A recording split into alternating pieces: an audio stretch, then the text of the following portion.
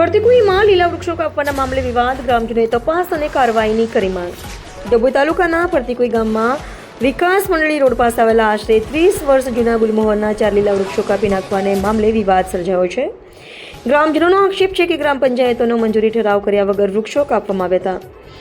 આ મામલે રીતેશ દેવ પટેલ અને રવિકુમાર મહેશભાઈ પટેલે ડભોઈ મામલતદાર કચેરીમાં લેખિત અરજી આપી સમગ્ર ઘટનાની તપાસ કરી જવાબદારો સામે કાયદેસરની કાર્યવાહી કરવાની માંગ કરી છે. ગ્રામજનોનું કહેવું છે કે અરજી કર્યા બાદ પંચાયત દ્વારા કાપકામ અંગેનો પત્ર જાહેર કરવામાં આવ્યો હતો. પંચાયતના જણાવ્યા મુજબ શાળાની નજીક અને વીજ લાઈનો પાસેથી પસાર થતા વૃક્ષોની ડાળીઓ જોખમી હોવાથી કાપકામ કરવામાં આવ્યું હતું.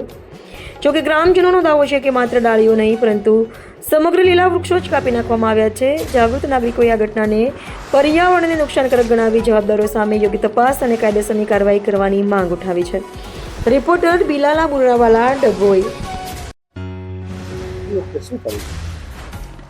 આજરોજ ફરતીકુઈ ગામમાં સવારે 7 વાગ્યાથી વૃક્ષોનું નિકંદન થઈ રહ્યું છે, જે અમારા ધ્યાનમાં આવતા અમે બપોરે તપાસ કરી તો ત્યાં સુધી તો કોઈ એવો ઠરાવ કે કંઈ પંચકાશ થયેલ નહોતું.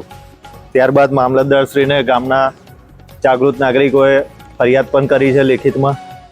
એ બધી જાણ થતાં પંચાયતે લેટર પેડ પર કંઈ પંચકાશ 4-5 જણની સહી કરીને કરેલ છે. પણ વૃક્ષોનું નિકંદન જો સવારથી થતું હોય ને બપોરે 3 વાગે પંચકાશ થાય એ કેટલી હદે યોગ્ય છે અને એમાં કોઈ પંચાયતના અન્ય સભ્યોની સહી પણ નથી. હાલ જ આપણે 5 જૂનના રોજ વિશ્વ પર્યાવરણ દિવસ ઉજવ્યો હોય, એક પેડ માકે નામનું દેશભરમાં કેમ્પેનિંગ ચાલતું હોય, ત્યારે આ રીતે વૃક્ષોનું નિકંદન કરવામાં આવે સહેજ પણ યોગ્ય નથી. કદાચ બની શકે ઉપરથી વાયર જાય છે અને ઘસરાના લીધે કાપ્યું હોય તો એમાં ડાળીઓ કાપવાની હોય.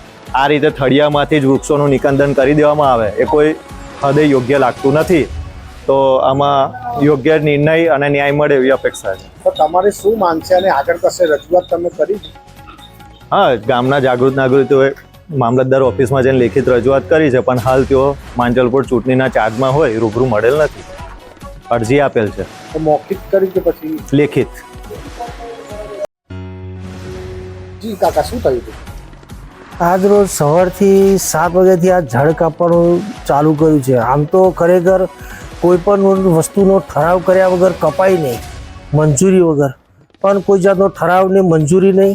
પછી જ્યારે માગ્યો તો બપોરે 3 વાગે આ લોકોએ આપ્યો, અમે ફરિયાદ કર્યા પછી. એટલે ખોટી રીતે જ આ બધું કાપ્યું છે ને જે જરૂર પૂરતું હોય બિનજરૂરી કાપી નાખ્યું છે. એટલે આની કાયદેસર કાર્યવાહી કરવામાં આવે. કેટલા ઝાડો કાપવાના? આમાં 4 ઝાડો કાપી નાખ્યા છે.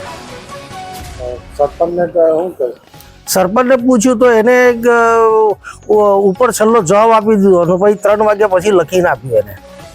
તમે કોઈ જગ્યાએ કમ્પ્લેન કરી છે? આ મામલતદારશ્રીને ત્યાર પછી એને લખીને આપ્યું છે આવી રીતે. પણ ખોટી રીતે જ કાપેલા છે કે એટલી બધી જરૂર નથી કે આટલા બધા કાપવાની. કઈ જગ્યા પર?